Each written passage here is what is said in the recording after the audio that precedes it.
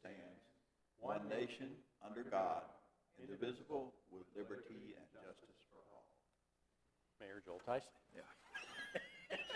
I'm not shy.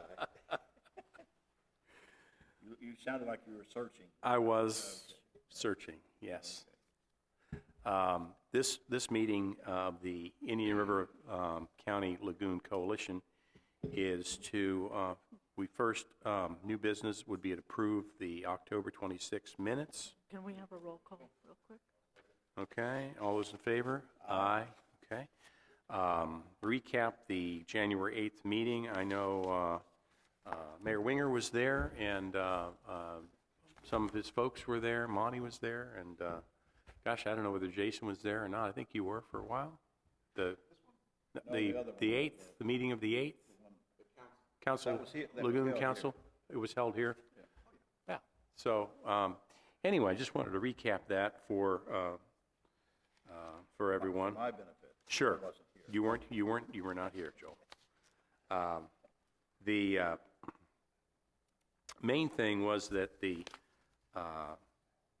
Ms. Ansay, our attorney, reported that the NEP is now in the hands of the Indian River Lagoon Council. That was a big deal. That was a big holdout, was to try to get everything done in order to get the NEP actually to be housed within the Indian River Lagoon Council.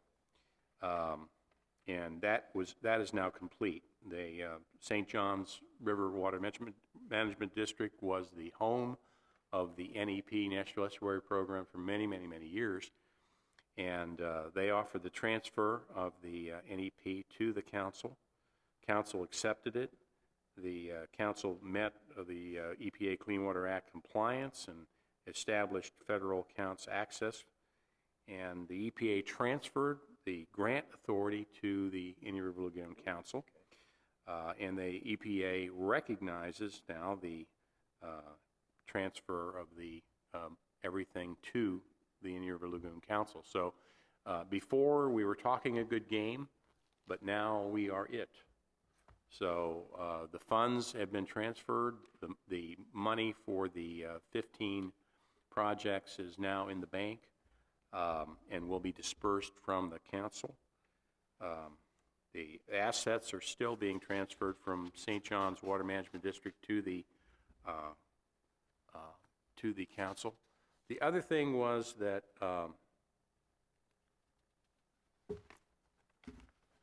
the main thing that we had to do was establish a management team, a management council. That was approved at the last meeting. We also approved a small subset of that management team that will be doing the scoring for the projects going forward. So for this coming year, they'll be looking at the at doing that scoring for the council. One other thing that I would like, I have some folks that I've got in mind for a citizen council, citizen advisory council, but we do need someone for a finance committee. So if any of you can recommend something, Joel or Mayor Winger, if you can recommend someone, Councilman Winger, all right, ex-Mayor Winger, ex-mayor and still free. That's that's what we're looking for, someone that can be sitting on the finance board that can help with finances. So I don't know if you know somebody that is an ex-CFO or somebody that is good with money or would be a... Just right off the top of my head, I don't know of anybody. Okay. I think Larry Napier, he's getting ready to retire. Maybe Rick and Larry would be interested in something like that after he retires. We have no idea. Of course. He may. He'll be like August 15th is his last day. Okay. He'd be good. He's tough. We have some wonderful people that have been approved and have said that they'll be on the management board, and I'm really pleased with that, and everything is going along pretty smoothly. The main reason I wanted to call this meeting is our next item, and that is the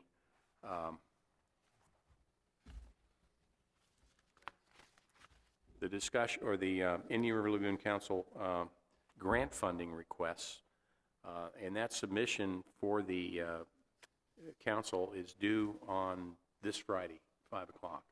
Now, didn't we, at our last meeting, didn't we prioritize 3 or 4 projects? Well, we did, but the problem is each city has their druthers as to what they'd like to fund. Right.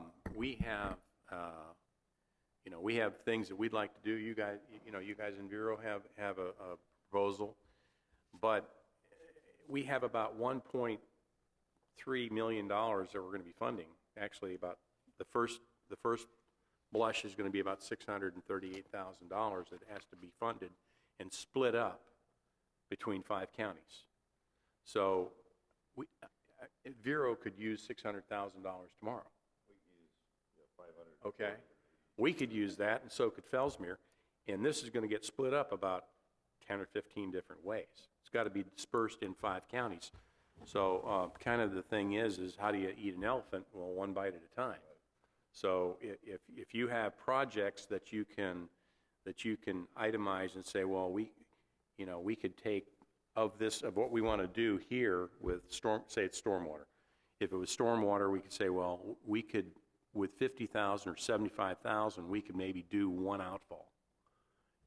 If you could get that into a request, a grant request, then that's something that has a good chance of being funded. Well, we have, Monty, you have, I don't know whether you know the numbers, but we have 2 grants, and we could work on just one, and even part of that would help. Yeah, we did that.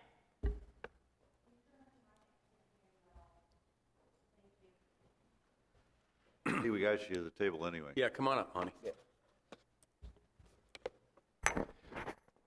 We have a couple active grant applications that we've been successful in getting from DEP, and one of them is for it's fairly large grant in the neighborhood of $500,000 spread out over 4 years for the original town McCanch Park area. Another smaller grant that we have is for Vero Isles, and because of the timing constraints of that, we may not be able to meet those grant requirements. So that may be one that we could submit as a possible candidate. Vero Isles is what? How much money? It's about a $60,000 grant. It's about a $200,000 project, but $60,000 was the amount that DEP was putting on the table for us. So what would we need out of this program? I've got Bill Messersmith in his last week looking at what we could do to get that something submitted up here by Friday. Okay. So Vero Isles would be the answer to your question. Yeah. All right. Well, yeah, and that's why when I sent out the draft grant requests, we had not yet had our we had not yet gotten the DEP to say we are the agency. So that's why the draft went out, and you can find all that information on the website.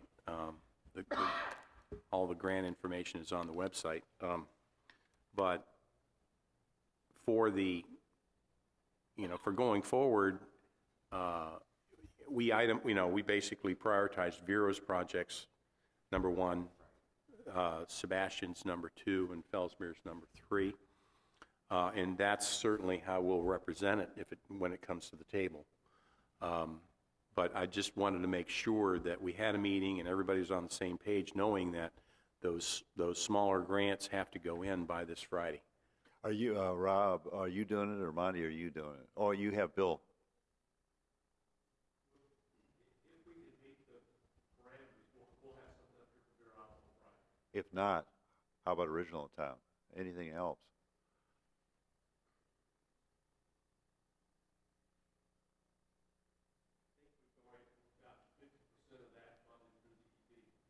Yeah, so we'd be double dipping.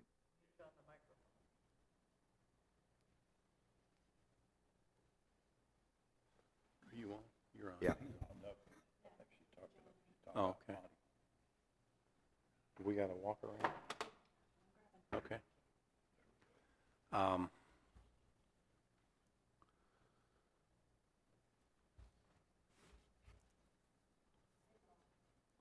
Yeah, I'm not even sure where we are as far as in our grant process, whether we've got anything in or going in. I think we probably do for an outfall, but it'll all be filtered through the management board, and then it'll come to us to vote on it. I think that's how things work. Money, if we can get something in, we need to. Yeah.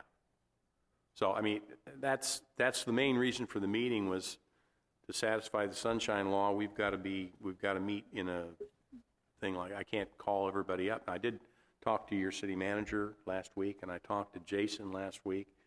But that's legal. Yes. Okay. But I didn't call either one of you. So, because that's not. Rob?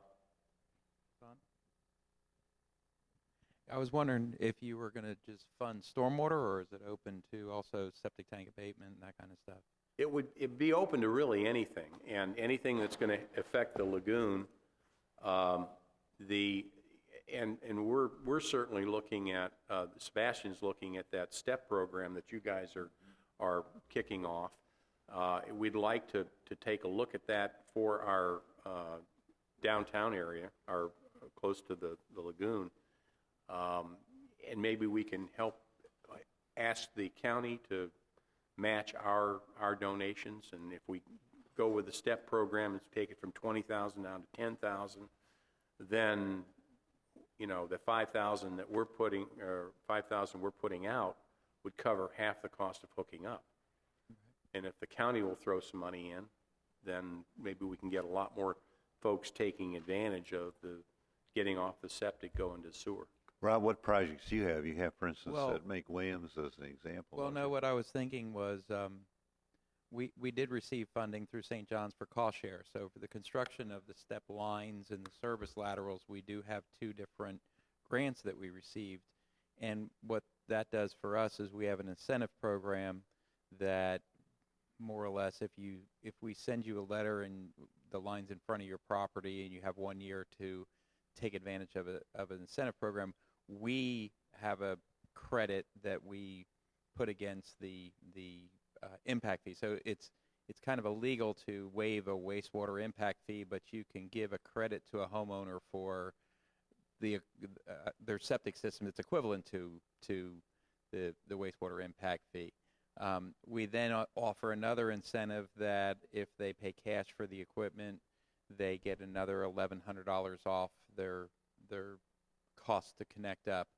What I was hoping was that we could do something, put in a submittal that would allow for maybe another type of credit for 20% of the equipment or something like that. So each homeowner could take advantage of maybe another $500 to $1,000 of credit. That would be a pool of money that we would ask for through the Indian River Lagoon NEP program, and then advertise it as like because this is for next year. So say Right. January 1, 2017, that would allow us to get all the documentation, everything in place. We could turn around and send something out to all those homeowners that already have lines on their property saying for a short time we've received a grant, and if it would be roughly $100,000 probably would be great for about 150 homes. So the next 150 homes could connect and receive a 20% off their equipment, which may be enough to push some of these people over the top to connect early. I think that's a great idea, and keep in mind that the initial push is going to be 600 plus 135, say $735,000 that we'll have available, but there's other funds that will be coming into play. St. John's is putting in $500,000. South Florida Water Management's putting in $500,000, and each county and we have put in $50,000. So that's another $250,000. Now, our costs up front are going to run maybe $400,000 or $500,000 a year. We don't know what the startup costs are. But at the last meeting, I said, you know, it would be a year from now, if we look back and we haven't spent any of that money, I think everybody's going to be upset. Yes. That money needs to get put out in projects. But until we know what we have left over, we can't give away grants if we don't know if we're going to have the money, you know, obviously. But I'm sure that after the initial first grant cycle, there's going to be money on the table for other projects. So the more projects you put in the $50,000, not that they have to be that level, Right. but keep in mind there's 5 counties, Right. and they're going to want to put as much, you know, much of that out as possible. If somebody wants $100,000 or $500,000, probably not going to get it. But if you have something that you can put out there in the $50,000 range, or $25,000, or $30,000, or $60,000, or whatever, then the priorities that when they prioritize the grants, say, well, this is septic to sewer is important. This is a high priority. It might get funded first. I don't know. That's up to the management board. You know. It's a little like playing the lottery. But if you don't You play, buy more tickets, you... yeah. But if you don't play, you can't win. You know. So I would say that's a great thing to put in. It's just one of those. It's like you're saying. It would be something that's immediate. You know, the project's going along. It would be a way of, it's going to happen no matter what. But this is a way of getting money back into the public and allowing them to Sure. connect up quicker, and then also your coalition. And I think it's really, everybody knows that septic is a big problem with nutrients, if you want to call them nutrients, pollutants into the lagoon. The closer they are to the body of water, the more prevalent it is. And since the sewering of the Keys and getting everybody down there off of the septic tanks, and a lot of them were cesspits, the old ones.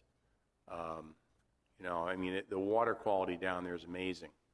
Much clearer than what it used to be, a lot more fish, just big difference. So every source of pollutant, whether it be stormwater, whether it's septic to sewer, whether it's fertilizer, whether it's agriculture, you know, it all contributes. But I think the septic to sewer is probably one of the biggest, because when Brian LaPointe came and did his presentation here a 3 years ago, he said that he'd never seen agriculture contribute more than about 4 parts per million of nitrogen to the water, and which is not good, but I mean, it's not anywhere near what you could talk about a septic system putting in. So whatever's going to help the lagoon, we want to fund it as soon as possible. Richard, should Vero Beach think about, should we only be putting 1 in, or can we put 2 in? You can put 2, 3, 4, whatever. Why don't you put them in? I mean, why not? Because it's a little bit hit or miss. And for us, you know, 100,000, 50,000, it doesn't really matter. If you guys want to look at projects that are 50,000, we'll put it in. Well, you know, I don't want to give you a figure because I don't know what the management team and that subset's going to look at. And, Okay. you know, I just know that the more projects that are in, the more they can spread them out. And Indian River Shores last year before last, got $75,000 for a baffle box. We got this cycle, we got $25,000 for an oyster project that we haven't kicked off yet because we haven't got the money yet. But next year we're going to have more money, so you know, you don't get if you don't ask. What happened that has anybody determined why there was money left on the table? Was it because they didn't understand the program? What attributed to that? Well, the big problem was that it was in a state of flux, and one of the director who normally would pick up the phone and talk to the different folks in the counties he wasn't there. So he wasn't calling people up, letting them know, hey, the grant cycle's coming. And so we only had 12 requests, and consequently, everything got funded. We only put in one request for that oyster thing, and had we known there would be money left on the table, we had a whole other projects we could have put in for. But anyway, come to find out. There was money there and nobody Well, had a project. yeah. What happened to the money? It's still there. Goes back It's in still in the general bank. fund, probably, No, it's still in the bank. yeah. Is it? Yeah. Does the Lagoon Coalition have it, though? I mean, who's? Oh, that? yeah. Mm-hmm. So it can be spent into the future? Well, it's only 65,000, Yeah, so okay. Well, something like that, yeah. Yeah. But, and that's what I didn't want to see happen this year, is No. have us, oh, well, gee, we got all this money and we didn't get enough projects, so, well, I think we can fix you up with projects, man. Come up with something. We got some problems. Now, once the grant goes, who's the management team? Is that what you're setting up now, is the management? no, it's team? already set up. It would, everything would be going to the Indian River Lagoon Council, which Okay. is next door. Right. So you can walk over there and talk to Frank. He's working right now, and he's the COO. But everything would be submitted either electronically or paper to him, to the Lagoon Council, and then they take it to the subset, which I think there's 6 members of the management team. Some of those folks have already been doing this before for the St. John's Water Management District, so they have history and they know how it's supposed to go. They're fairly experienced, and then there's some other folks that we picked at our last meeting that volunteered to be on that subset to rank the projects. So they'll work with staff, they'll work with the scientists to say, this is what we feel like, how we're going to rank the projects. And then the way I understand it is the staff will bring that to our Lagoon Council for us to vote on. So we're either going to say, yeah, we agree with you, or we're going to move some projects around, or however it normally works. This is new territory for me. Okay. And When- so when then do the, when do they bring it to the I think it has to be done, it's like, I'm thinking like April, May, is when they make the determinations. so it'd be the meeting before that, do they review it to the whole council, or? I don't know. I think I they was wondering probably would. If it'd be an agenda item with one of the meetings to go over. I think it probably would be, sure. Well, I'm Yeah. thinking it should be. but I- Oh, absolutely, yeah. So, but this is all new territory for me. Okay. Is there any other questions, or? I don't know. Jason, do we want to get in on this lottery?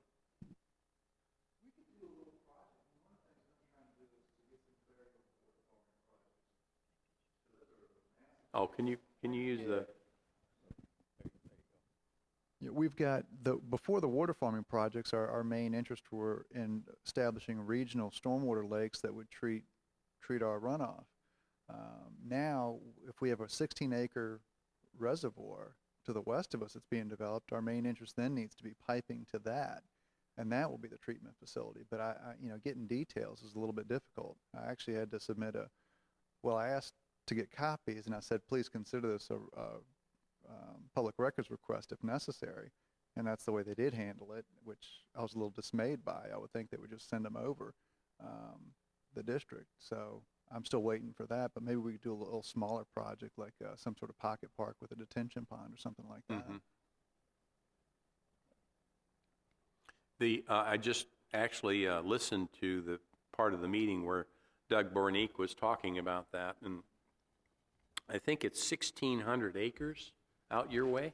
It is, and they discussed it in the context of it treating and having a significant benefit for the city of Fellsmere, which would be great. But then the issue comes up of the 10-year duration. So do you establish connectivity, rely on that treatment mechanism, not deal with nutrient runoff from new projects, and then year 11 it just goes away? It just seems kind of bizarre. That's something that has to be a long-term project. Sure. So, I'm still trying to scratch it and see what's really there. Well, I think the other parcel, if I'm not mistaken, is the Graves parcel. And I mean, for that parcel, I mean, 10 years would probably make sense because eventually it's going to get, I would think he'd want to develop it. That, Well, even FJV you would think will develop at some point, but you still need massive stormwater tracks anyway. Sure. So it's just one of those things where we just need to get more information on it. mhm.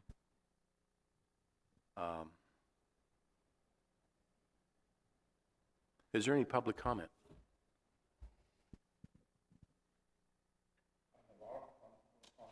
Can you give him a microphone? Can you state your name, please, sir? Thank you. Bob Stephen, resident of Sebastian here.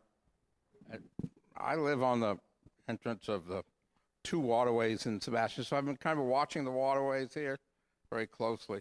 So I have some input that at the last meeting we said, the chairman said he wanted something you could do right away. I mean, the septic is the answer. I've been in small towns in New Hampshire most of my life, and we've killed a lot of lakes.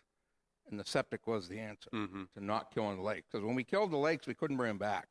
To this day, the small creatures are not in the lakes. But if we can do something now and you're looking for money to spend, I have some good suggestions, I feel, and that is stop putting the chemicals in our waterways. We're killing a lot of stuff by putting chemicals in our waterways to kill plants. Well, it kills the plants, but it kills everything else with it.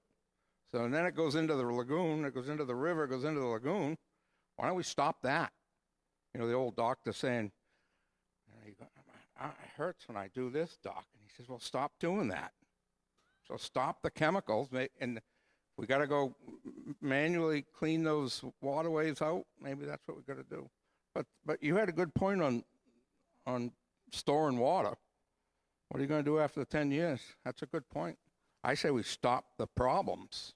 I know they're going to have implications there, but let's stop doing what we can.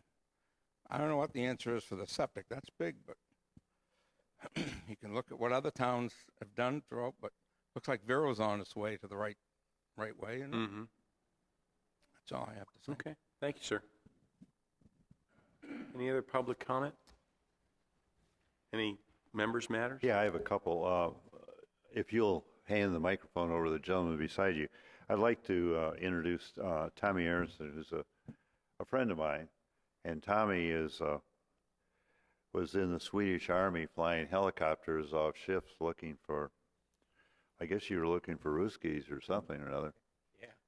But I think Tommy's a resource that I'd like you, Tommy, you in particular to know Richard. Tommy has a helicopter. It's just a little south of the bridge over the Sebastian Inlet. And I've been up with him, and it's kind of interesting to be 10 feet above the water and so on. And Tommy is also shares with me an interest in the lagoon and the environment. And I think he's a tremendous resource because sometimes if you can get there and get to a lot of places at one time. So Tommy, did you want to comment on your past? You have a spotted history. Yeah, my name is Tommy Augustin. Hey, Jason. Came to this country in the 70s, went to school in England, and then I met the girl from Vero Beach while I'm over there, and I transferred, ended up in the U.S., worked at NASA, and then General Dynamics, the defense contractor. I was there, head of IT, CIO. Retired 4 years ago. One of the places I went to school was up in Cambridge and MIT. And while I was there was a Coast Guard officer that was a classmate. And he's the one that said, hey, listen, Tommy, the Coast Guard has an air wing for civilians.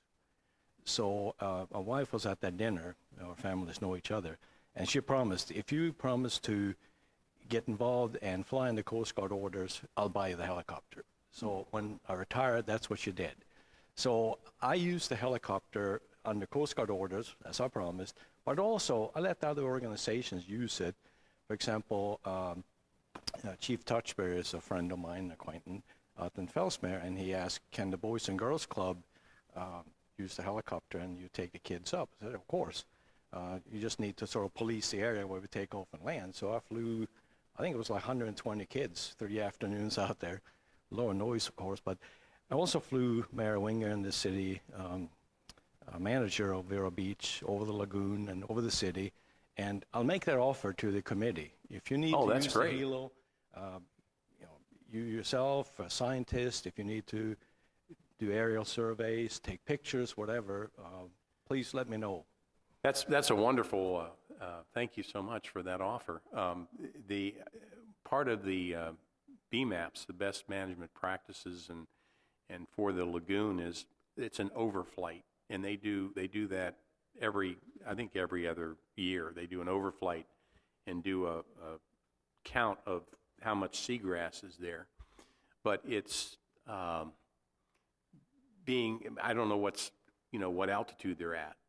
But that would be one. I know our director, Dwayne DeFries, Dr. DeFries, would love to take a flight. So if you'll couple Tommy with Dwayne. Absolutely, yeah. I think you'll find him interesting. And talking about Dwayne, how do we get Dwayne to come to Vero Beach City Council? Is there a route for that? I'd like him to come sometime in February and give us a little update. Yeah, just give him a call, and he'll put it on his Know schedule. his number? One of his cards, I have it at home. Yeah, I've got it here.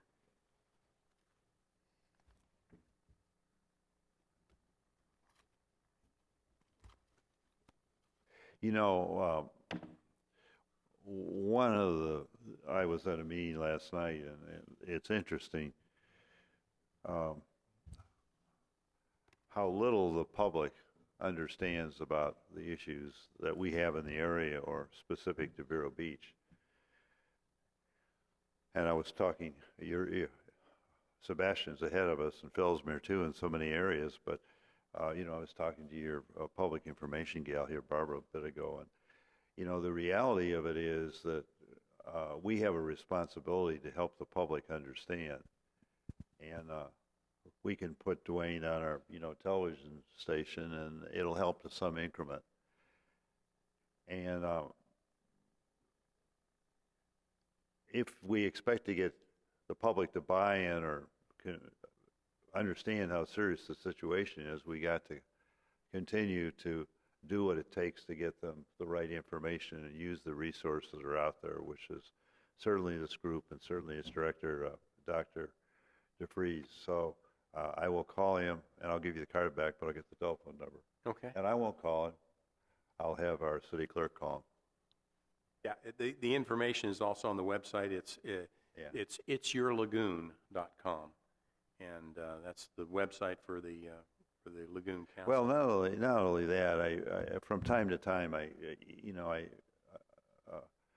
think that I don't know that our city council, hopefully yours, and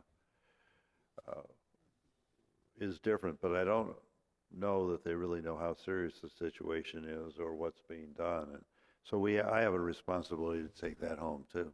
Mm-hmm. So thank you for the telephone number.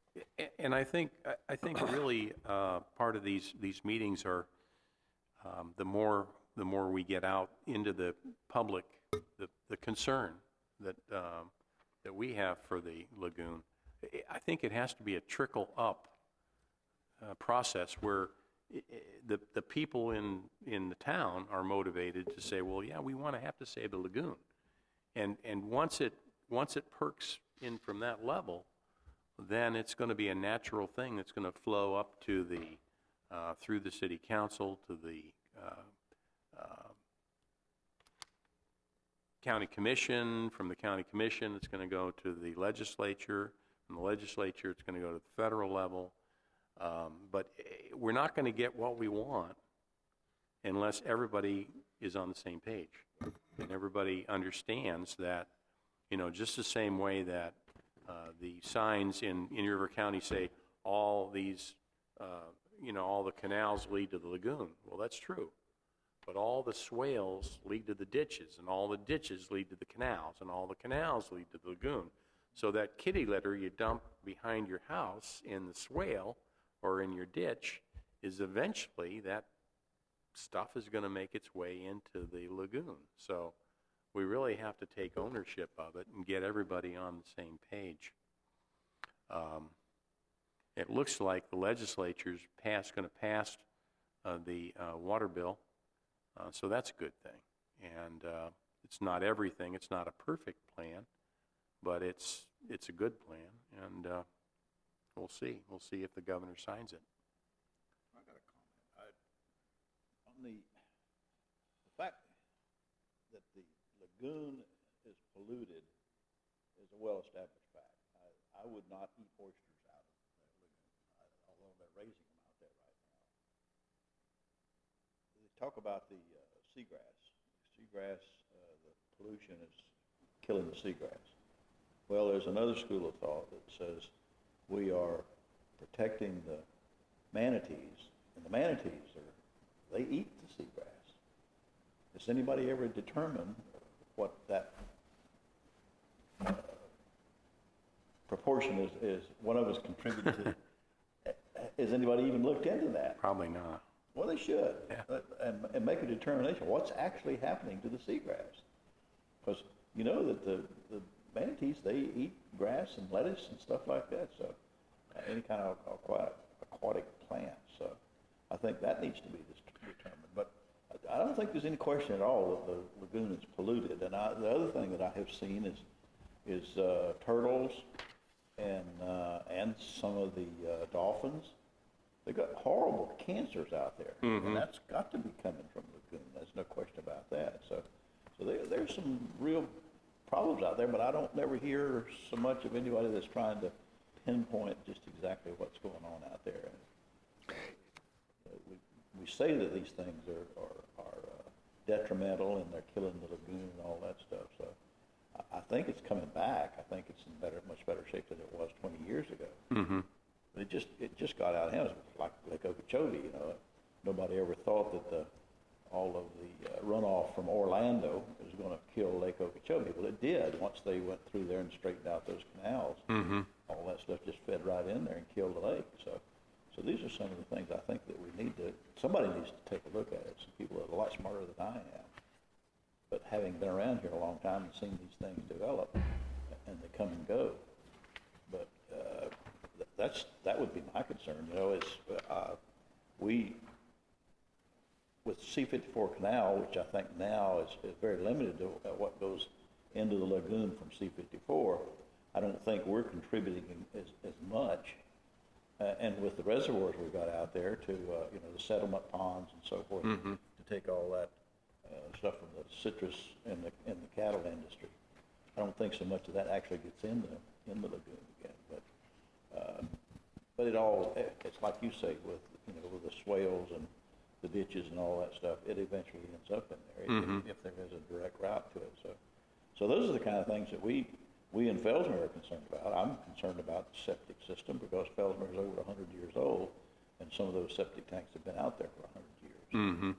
So we all have we've all got part of the blame, and that's why I'm glad that we're participating in this thing. Well, I mean, hopefully, Joel, a year from now, maybe we can have another city involved. Who knows? In your Shores or Orchid, and I'd like to think after the elections we'd get the county on board. They need to be. That just boggles my mind. And their answer is, it's too political. Well, what are we? And they're not politicians, is that right, Joel? I refuse that. I refuse to own up to that. I tell people I'm an elected official. I'm not a politician. That's a dirty word. Yeah, my wife doesn't want to sleep with a politician. Okay. I think our meeting is just about ready to be adjourned. Any other comments? We better. Yeah, before we get in trouble. We'll adjourn this meeting right now. Okay. Good meeting.